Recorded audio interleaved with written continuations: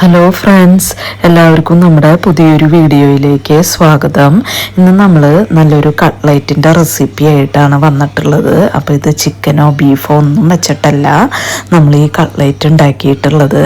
വാഴപ്പൂവ് അല്ലെങ്കിൽ വാഴക്കുടപ്പൻ എന്നൊക്കെ പറയും, അത് വെച്ചിട്ടാണ് നമ്മൾ ഈ കട്ട്ലൈറ്റ് ഉണ്ടാക്കിയിട്ടുള്ളത്. അപ്പോൾ നല്ല ഹെൽത്തി ആയിട്ടുള്ള ഒരു കട്ട്ലൈറ്റാണത്. അതേപോലെ തന്നെ നല്ല ടേസ്റ്റി ആയിട്ടുള്ള ഒരു കട്ട്ലൈറ്റാണ്. അതുമാത്രമല്ല, കുട്ടികൾക്കൊക്കെ ഈ വാഴക്കൂമ്പ് തോരനൊക്കെ വെച്ച് കൊടുത്തു കഴിഞ്ഞാൽ അവർ കഴിക്കില്ല. പക്ഷേ ഈ കട്ട്ലേറ്റ് ഉണ്ടാക്കി കൊടുക്കുകയാണെങ്കിൽ അവർക്ക് നല്ല ഇഷ്ടമാവും, അവർ നന്നായിട്ട് തന്നെ കഴിക്കുകയും ചെയ്യും. അപ്പം നമുക്ക് ഈ വാഴക്കൂമ്പ് കട്ട്ലേറ്റ് എങ്ങനെയാണ് ഉണ്ടാക്കുക എന്ന് നോക്കിയാലോ. അതിനായിട്ട് വാഴപ്പൂവിടെ അതിൻ്റെ പുറത്തെ തൊലിയൊക്കെ കളഞ്ഞിട്ട് ഇതേപോലെ വൃത്തിയാക്കി എടുത്തിട്ടുണ്ട്. ഇനി നമുക്ക് ഇതേപോലെ ചെറുതാക്കി കൊത്തിയരിഞ്ഞ് എടുക്കണം. അപ്പം ഞാനിവിടെ വാഴപ്പൂവ് ഇവിടെ കൊത്തിയരിഞ്ഞ് എടുത്തിട്ടുണ്ട്. അതിന് ശേഷം വെള്ളത്തിലിട്ട് നന്നായിട്ട് അതിൻ്റെ നാരുകളുണ്ടല്ലോ, ആ നാരൊക്കെ കളഞ്ഞെടുക്കുന്നുണ്ട്. അതിനുശേഷം ഇത് നന്നായിട്ട് കഴുകി വെള്ളം തോരാനായിട്ട് ഒരു സ്ട്രെയിനറിൽ ഇട്ട് വെച്ചിട്ടുണ്ട്. അപ്പം നമുക്ക് എത്രയാണോ വാഴപ്പൂവ് ആവശ്യമുള്ളത് അത്രയ്ക്ക് വാഴപ്പൂവ് എടുക്കാവുന്നതാണ്. ഞാനിവിടെ 2 വാഴപ്പൂവാണ് എടുത്തിട്ടുള്ളത്. ഇനി ഞാനിവിടെ ഒരു 3 ഉരുളക്കിഴങ്ങ് പുഴുങ്ങിയിട്ട് എടുത്ത് വെച്ചിട്ടുണ്ട്. പിന്നെ ഒരു 3 സവാള കൊത്തിയരിഞ്ഞ് വെച്ചിട്ടുണ്ട്. പിന്നെ ഒരു 4-5 പച്ചമുളക് കൊത്തിയരിഞ്ഞ് വെച്ചിട്ടുണ്ട്, ചെറുതാക്കി കട്ട് ചെയ്ത് വെച്ചിട്ടുണ്ട്. പിന്നെ കുറച്ച് കരിവേപ്പില കട്ട് ചെയ്ത് വെച്ചിട്ടുണ്ട്. ഈ ഉരുളക്കിഴങ്ങ് നമുക്ക് ഈ ചൂടോട് കൂടി തന്നെ ഒന്ന് നന്നായിട്ട് പൊടിച്ച് മാറ്റി വയ്ക്കണം. അതുപോലെ ഞാൻ ഇതേപോലെ ഒരു പാത്രമാണ് വാഴപ്പൂവ് എടുത്തിട്ടുള്ളത്. ഇനി നമുക്ക് ഒരു ചീനച്ചട്ടിയിലേക്ക് കുറച്ച് വെളിച്ചെണ്ണ ഒഴിച്ചു കൊടുക്കാം. വെളിച്ചെണ്ണ അല്ലെങ്കിൽ സൺഫ്ലവർ ഓയിൽ ഒഴിച്ചു കൊടുക്കാവുന്നതാണ് കേട്ടോ. ഞാനിവിടെ 2 ടേബിൾ സ്പൂൺ സൺഫ്ലവർ ഓയിലാണ് ഒഴിച്ചു കൊടുത്തിട്ടുള്ളത്. ഇതിലേക്ക് 1 ടീസ്പൂൺ ഇഞ്ചി വെളുത്തുള്ളി പേസ്റ്റ് ചേർത്ത് കൊടുക്കുന്നുണ്ട്. നന്നായിട്ടൊന്ന് മിക്സ് ചെയ്ത് കൊടുക്കുക. ഈ ഇഞ്ചി വെളുത്തുള്ളിയുടെ ഒരു പച്ചക്കുത്ത് പോണ വരയ്ക്ക് ജസ്റ്റ് ഒന്ന് നമുക്ക് മിക്സ് ചെയ്ത് കൊടുക്കാം. ഇപ്പോൾ ഇഞ്ചിയും വെളുത്തുള്ളിയും ഒക്കെ മൂത്ത് വന്നിട്ടുണ്ട്. ഇതിലേക്ക് അരിഞ്ഞു വെച്ചിട്ടുള്ള കരിവേപ്പിലയും പച്ചമുളകും ചേർത്ത് കൊടുക്കുന്നുണ്ട്. ഒന്ന് മിക്സ് ചെയ്ത് കൊടുക്കുക. ഇനി ഇതിലേക്ക് നമ്മൾ കൊത്തി അരിഞ്ഞു വെച്ചിട്ടുള്ള സവാള ചേർത്ത് കൊടുക്കുന്നുണ്ട്. നന്നായിട്ടൊന്ന് മിക്സ് ചെയ്ത് കൊടുക്കുക. സവാള ഒന്ന് വഴണ്ട് വരണ വരെ ഒന്ന് മിക്സ് ചെയ്ത് കൊടുക്കാം. അപ്പം നന്നായിട്ട് വഴണ്ട് വരേണ്ട ആവശ്യമില്ല, ജസ്റ്റ് ഒന്ന് വാടി വന്നാൽ മതി.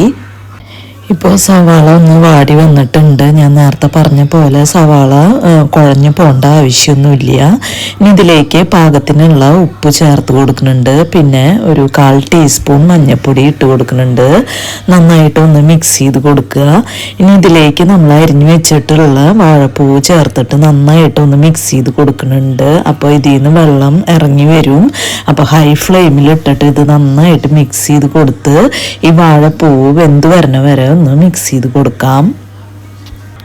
ഞാനിത് തുറന്ന് വെച്ചിട്ട് തന്നെയാണ് കേട്ടോ വേവിച്ചെടുക്കണത്. അപ്പോൾ നന്നായിട്ട് മിക്സ് ചെയ്ത് കൊടുത്തിട്ടുണ്ട്. ഇപ്പോൾ വാഴപ്പൂവൊക്കെ ഒന്ന് വെന്ത് വന്നിട്ടുണ്ട്. ഇനി ഇതിലെ വെള്ളമൊക്കെ ഒന്ന് ഡ്രൈ ആയി വരാനുണ്ട്. അതുവരെ നമുക്കൊന്ന് പരത്തിയിട്ട് കൊടുത്ത് ഒന്ന് ഡ്രൈ ആക്കി എടുക്കാം. അപ്പോൾ ഈ സമയത്ത് ഈ മസാലയുടെ ടേസ്റ്റ് നോക്കണം. ഉപ്പൊക്കെ വേണമെന്നുണ്ടെങ്കിൽ ചേർത്ത് കൊടുക്കാം. അപ്പോൾ ഇതൊന്ന് ഡ്രൈ ആയിട്ട് വരട്ടെ. ഇപ്പോൾ ഇതിലെ വെള്ളമൊക്കെ നന്നായിട്ട് ഡ്രൈ ആയിട്ട് വന്നിട്ടുണ്ട്. ഇനി ഞാൻ ഇതിലേക്ക് ഒരു 1/2 ടീസ്പൂൺ കുരുമുളക് പൊടി ഇട്ട് കൊടുക്കുന്നുണ്ട്. പിന്നെ ഒരു 1/4 ടീസ്പൂൺ പെരുംജീരകത്തിൻ്റെ പൊടി ഇട്ട് കൊടുക്കുന്നുണ്ട്. പിന്നെ ഒരു 1/4 ടീസ്പൂണിൻ്റെ താഴെയായിട്ട് ഗരം മസാല പൗഡർ ചേർത്ത് കൊടുക്കുന്നുണ്ട്. നന്നായിട്ടൊന്ന് മിക്സ് ചെയ്ത് കൊടുക്കുക. അപ്പോൾ എരിവിന് വേണ്ടിയിട്ട് ഞാനിവിടെ കുരുമുളകും പച്ചമുളകും മാത്രമാണ് എടുത്തിട്ടുള്ളത്. മുളക് പൊടി ഇതിൽ ചേർത്തിട്ടില്ല. ഇപ്പോൾ ഇത് നന്നായിട്ട് മിക്സ് ചെയ്ത് കൊടുത്തിട്ടുണ്ട്. ഇനി നമ്മൾ ഉടച്ച് വെച്ചിട്ടുള്ള ഉരുളക്കിഴങ്ങ് ഇതിലേക്ക് ചേർത്ത് കൊടുക്കുന്നുണ്ട്. നന്നായിട്ടൊന്ന് മിക്സ് ചെയ്ത് കൊടുക്കുക. ഇപ്പോൾ ഉരുളക്കിഴങ്ങൊക്കെ ഇവിടെ നന്നായിട്ട് മിക്സ് ചെയ്തെടുത്തിട്ടുണ്ട്. നമ്മുടെ കട്ട്ലേറ്റിൻ്റെ മിക്സ് മസാല ഇവിടെ റെഡി ആയിട്ടുണ്ട്. ഇതിവിടെ ഒന്ന് ചൂടാറി വരട്ടെ. തീ ഓഫ് ചെയ്ത് കൊടുത്തിട്ടുണ്ട്. ഈ സമയത്ത് ഞാനിവിടെ ഒരു 3 മുട്ട എടുത്തിട്ടുണ്ട്. അതൊന്ന് നന്നായിട്ട് ബീറ്റ് ചെയ്ത് വെച്ചിട്ടുണ്ട്. പിന്നെ കുറച്ച് ബ്രെഡ് ക്രംസും എടുത്ത് വെച്ചിട്ടുണ്ട്. ഇപ്പോൾ മസാല ഒന്ന് ചൂടാറി വന്നിട്ടുണ്ട്. ഇതിലേക്ക് ഞാൻ കുറച്ച് ബ്രെഡ് ക്രംസ് ചേർത്ത് കൊടുത്ത് ഒന്ന് മിക്സ് ചെയ്ത് കൊടുക്കുന്നുണ്ട്. അപ്പം നമുക്ക് ഉരുട്ടുമ്പോൾ അതിൽ എന്തെങ്കിലും വെള്ളത്തിൻ്റെ അംശം ഉണ്ടെങ്കിൽ ഒന്ന് മാറാനാണ് നമ്മൾ ബ്രെഡ് ക്രംസ് ചേർത്ത് കൊടുത്തിട്ടുള്ളത്. അപ്പോൾ ഉരുട്ടുമ്പോൾ നമുക്കറിയാം എത്ര കൊണ്ട് ബ്രെഡ് ക്രംസ് ആവശ്യമുണ്ട് എന്നുള്ളത്. ഇനി ഞാനിവിടെ ഈ ഒരു ഷേപ്പിലാണ് ഉണ്ടാക്കിയെടുക്കുന്നത്. അപ്പോൾ എൻ്റെ കയ്യിൽ ഇതുപോലത്തെ ഒരു അച്ച് ഉണ്ടായിരുന്നു, അതുകൊണ്ടാണ് ഞാൻ ഈ ഒരു ഷേപ്പിലെടുക്കുന്നത്. നിങ്ങൾക്ക് ഏത് ഷേപ്പിൽ വേണമെങ്കിൽ കട്ട്ലേറ്റ് ഉരുട്ടിയെടുക്കാവുന്നതാണ്. ഇപ്പോൾ കുറച്ച് കട്ട്ലേറ്റ് ഞാനിവിടെ ഷേപ്പ് ചെയ്ത് വെച്ചിട്ടുണ്ട്. ഇനി നമുക്കിത് മുട്ടയുടെ മിക്സിൽ മുക്കിയിട്ട് ബ്രെഡ് ക്രംസിൽ ഒന്ന് കോട്ട് ചെയ്തെടുത്തിട്ട് നമുക്ക് നല്ല ചൂടായ എണ്ണയിലിട്ടിട്ട് പൊരിച്ചെടുക്കാം. അപ്പോൾ അത് 1 2 ഒക്കെ ആയിട്ട് നമുക്ക് പൊരിച്ചെടുക്കാവുന്നതാണ് കേട്ടോ. അപ്പോൾ എണ്ണയിലേക്ക് കട്ട്ലേറ്റ് ഇടുന്ന സമയത്ത് എണ്ണ നന്നായിട്ട് ചൂടായിട്ടുണ്ടാവണം. പിന്നെ ഒരു മീഡിയം ഫ്ലെയിമിൽ വെച്ചിട്ട് വേണം നമുക്ക് ഈ കട്ട്ലേറ്റ് തിരിച്ചു മറിച്ച് വിട്ടിട്ട് ഒന്ന് ഫ്രൈ ചെയ്തെടുക്കാനായിട്ട്. അല്ലെങ്കിൽ ബ്രെഡ് ക്രംസ് നന്നായിട്ട് കരിഞ്ഞു പോയിട്ടുണ്ടാവും. പിന്നെ ഇത് പെട്ടെന്ന് തന്നെ ആയി കിട്ടും. നമുക്ക് എല്ലാതും ഉള്ളിലുള്ളത് എല്ലാതും വെന്തിട്ടുള്ളതാണ്. അപ്പോൾ അതുകൊണ്ട് പെട്ടെന്ന് തന്നെ ആയി കിട്ടും.